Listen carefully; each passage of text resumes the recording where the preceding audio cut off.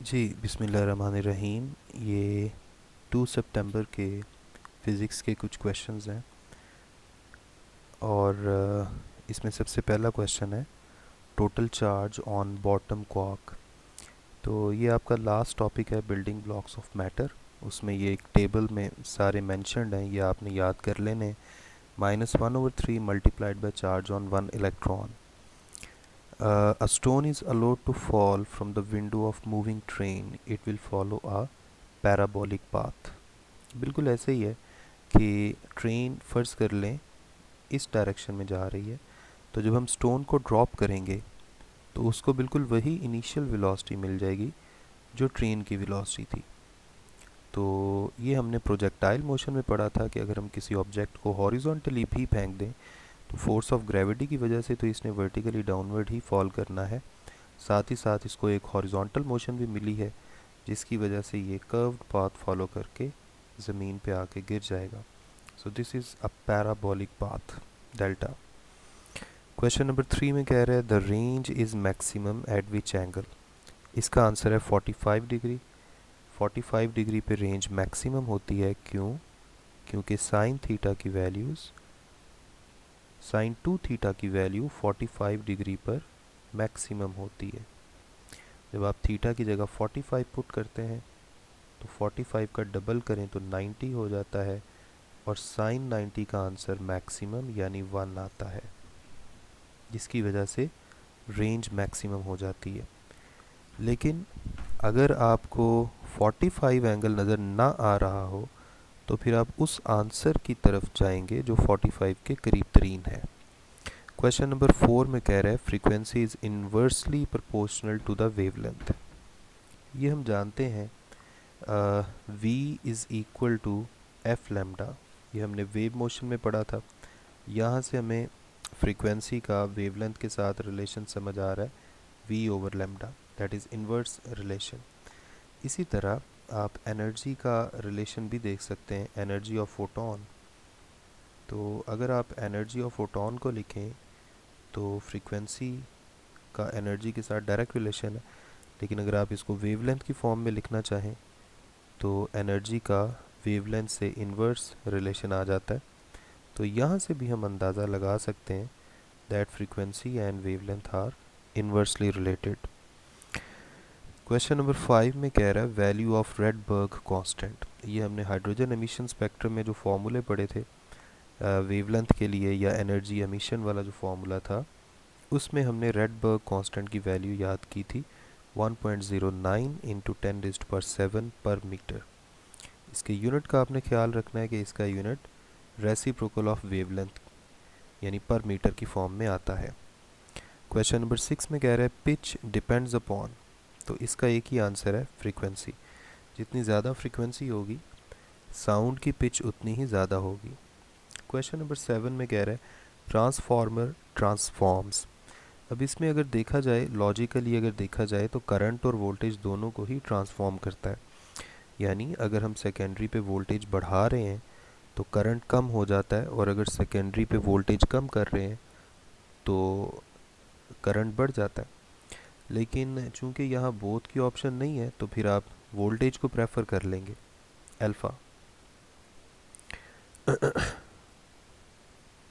उसके बाद question number 8 में कह रहा है in diatomic gas values of C P and C V. अगर हम डायटोमिक गैस की बात करें, डायटोमिक गैस में जो सी वी है उसकी वैल्यू होती है 5/2 R। और सी पी के बारे में हम जानते हैं कि अगर हम सी वी में R ऐड कर दें तो सी पी की वैल्यू आ जाती है 5/2 R में। जब आप R ऐड कर देंगे तो आपके पास एलसीएम लेने के बाद 7/2 R आ जाएगा। और अगर यहाँ ही आपसे वो गैमा की वैल्यू पूछ लेता तो फिर आपने सी पी और सी वी की रेशो ले लेनी थी, और इस तरीके से आपका आंसर बन जाना था 7/2 R डिवाइडेड बाई 5/2 R। नीचे वाला 2 कैंसिल हो गया तो आपके पास फाइनल इसकी वैल्यू आ जानी थी 7/5। R भी कैंसिल हो गया। लेकिन यहाँ पे चूँकि उसने सिर्फ हमसे सी पी और सी वी की वैल्यू पूछी है तो इसलिए हमारा ये आंसर है 7/2r एंड 5/2r।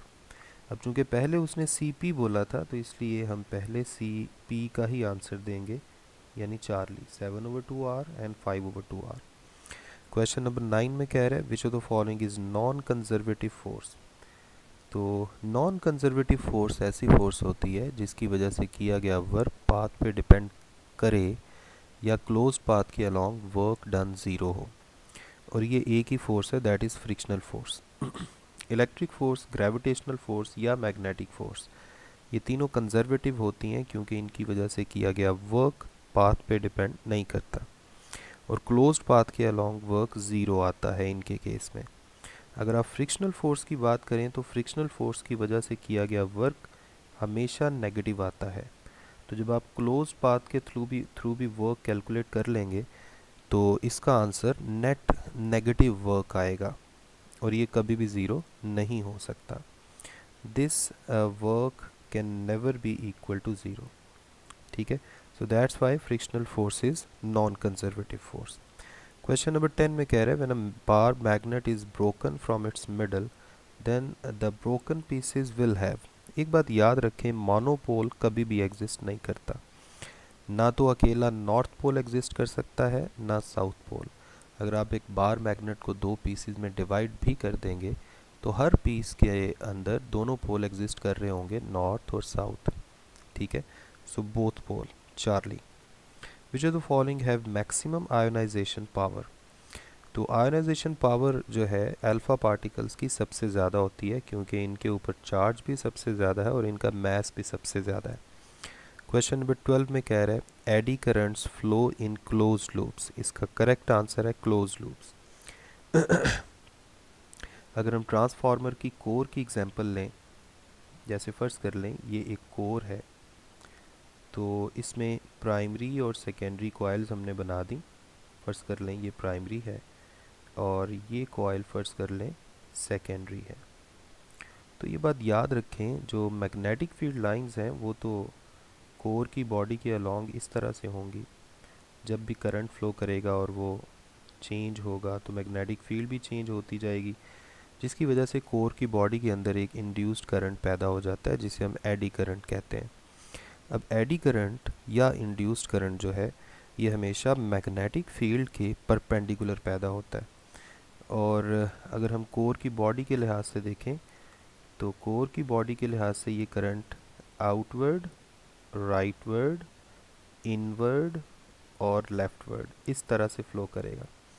और अगर आप इसको गौर से इमेजिन करें, अगर मैं इस कोर का क्रॉस सेक्शनल एरिया, अगर मैं इसका बॉटम व्यू इमेजिन करूं या टॉप व्यू इमेजिन करूं, फ़र्ज़ कर लें मैं कोर का टॉप व्यू इमेजिन करता हूं, तो टॉप व्यू में देखते हुए मुझे जो एडी करंट है वो ऐसे क्लोज लूप में नज़र आएगा। ठीक है, तो इसलिए एडी करंट या ये वाला जो इंड्यूस्ड करंट है ये क्लोज लूप्स में फ़्लो करता है।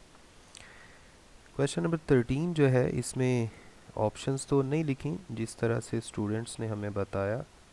जो क्वेश्चंस ऑनलाइन एग्ज़ाम में आए तो कई दफ़ा ऑप्शंस याद नहीं रहती, तो इसलिए हम डायरेक्ट आंसर ही फाइंड कर लेंगे इस तरह के क्वेश्चंस में। उसने क्या किया है, एनर्जी उसने बताई है फोटोन की और हमें उसने फ्रीक्वेंसी का पूछा है।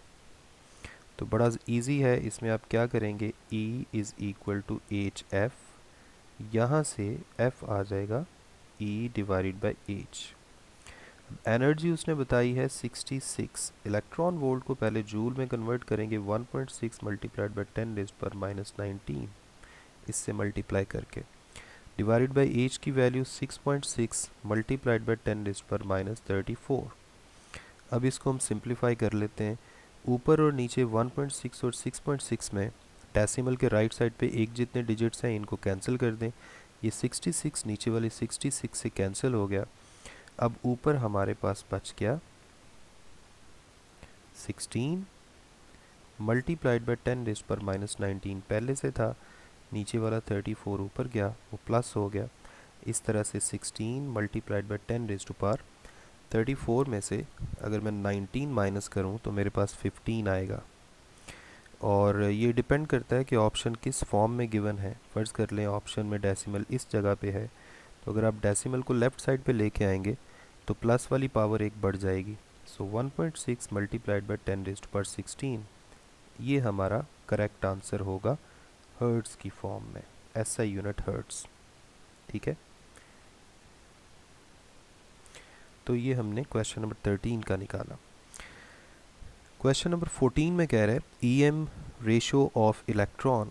तो चार्ज टू मास रेशो के हमने दो तरह के फॉर्मूले पढ़े हुए हैं, एक V/BR की फॉर्म में और दूसरा 2V/B²R² की फॉर्म में। अब इसमें जो मैंने फर्स्ट वाला फॉर्मूला लिखा है, इसमें ये वाला V स्पीड ऑफ इलेक्ट्रॉन को जाहिर कर रहा है, B मैग्नेटिक फील्ड को और R उसके सर्कुलर ट्रैक के रेडियस को। यहाँ कैपिटल V एक्सेलरेटिंग पोटेंशियल है, ये मैग्नेटिक फील्ड और ये रेडियस।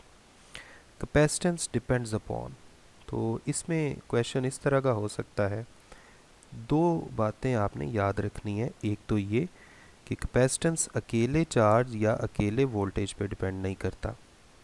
अगर आपसे वो ये कहे कि capacitance depends upon the ratio of charge end voltage तो फिर ठीक होगा।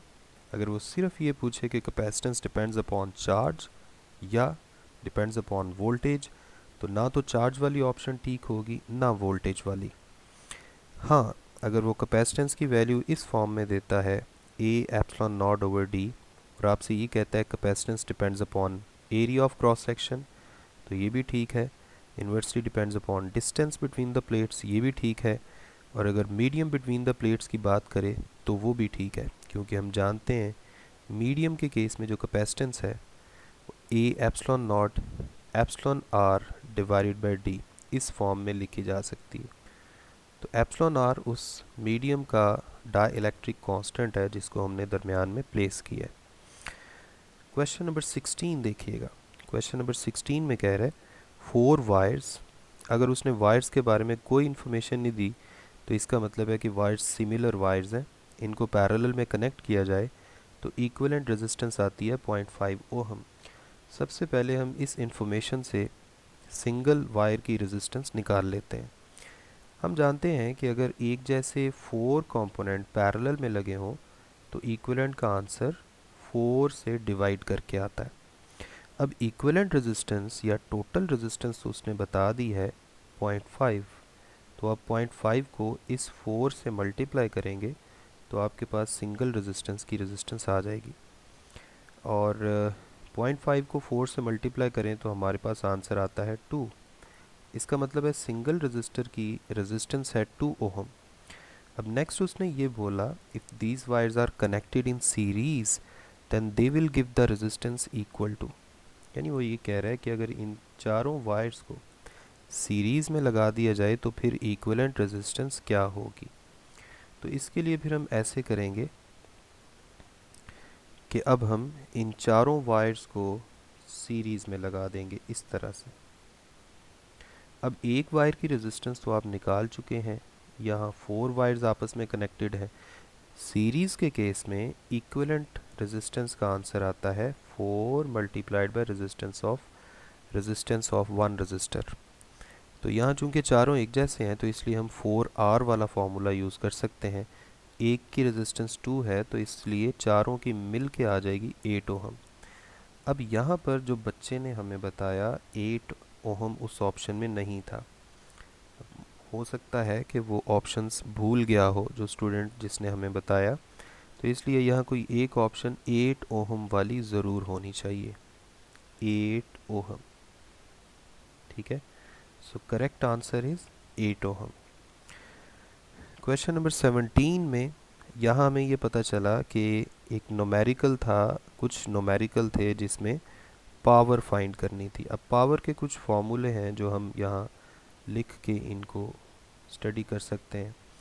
ये वाले 3 फार्मूले तो हमने इलेक्ट्रिसिटी में पढ़े थे, इलेक्ट्रिकल पावर, और जो पहले वाले 2 फार्मूले हैं वो जनरल फॉर्म में हमने पढ़े हुए हैं। इसके अलावा पावर का हमें एक और फार्मूला भी पता है, dot product of force and velocity. अब ये डिपेंड करता है कि वहाँ न्यूमेरिकल किस तरह का था। अक्सर वो किसी ऑब्जेक्ट को वर्टिकल हाइट पे ले जाता है और फिर मास और हाइट की वैल्यूज़ बता के, टाइम की वैल्यूज़ बता के पावर पूछ लेता है, या पावर की वैल्यू बता देता है, मास और हाइट की वैल्यू बता देता है, और फिर इस रिलेशन के मुताबिक आपको टाइम की वैल्यू निकालनी पड़ती है। तो मुख्तलिफ़ तरह की सिचुएशंस हो सकती हैं। इसी तरह अगर वो आपको किसी इलेक्ट्रिकल सर्किट में करंट की वैल्यू बता दे, पावर की वैल्यू बता दे और वोल्टेज की वैल्यू पूछ ले, तो आप करंट को दूसरी तरफ डिवाइड करके आंसर निकाल सकते हैं। ठीक हो गया। इसके बाद है question number 18, find the equivalent resistance.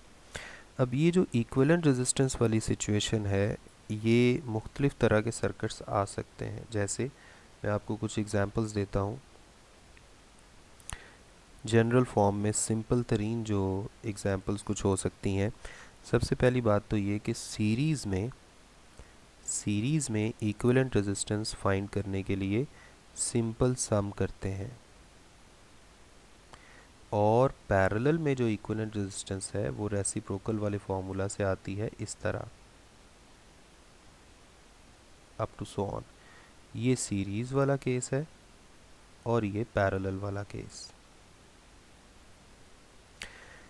Series में अगर एक जैसे रेजिस्टर लगे हुए हैं तो फिर इक्विवेलेंट का आंसर आता है n times the resistance of single resistor, और अगर पैरेलल में एक जैसे लगे हुए हैं तो फिर इक्विवेलेंट का आंसर आता है R यानी resistance of single resistor divided by n।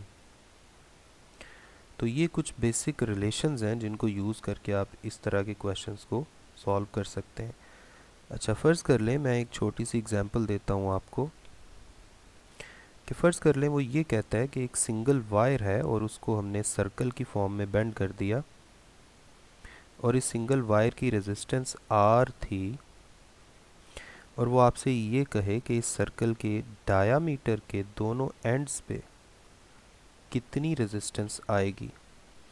इसका मतलब ये हुआ कि हमने डायामीटर के दोनों एंड्स के दरमियान इक्विवेलेंट रेजिस्टेंस निकालनी है।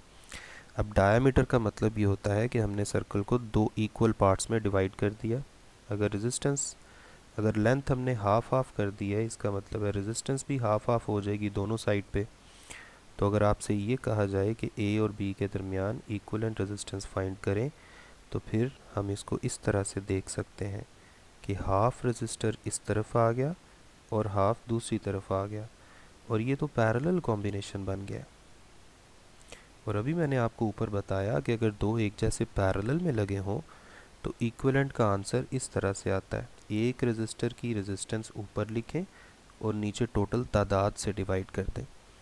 इस तरह से हमारा इक्विवेलेंट का आंसर आएगा R/4। अगर वो आपसे ये कहता कि रेजिस्टेंस इसकी वायर की 1 ओहम है, तो फिर इक्विवेलेंट का आंसर क्या बनना था, 1/4। R की जगह आपने 1 पुट कर देना था।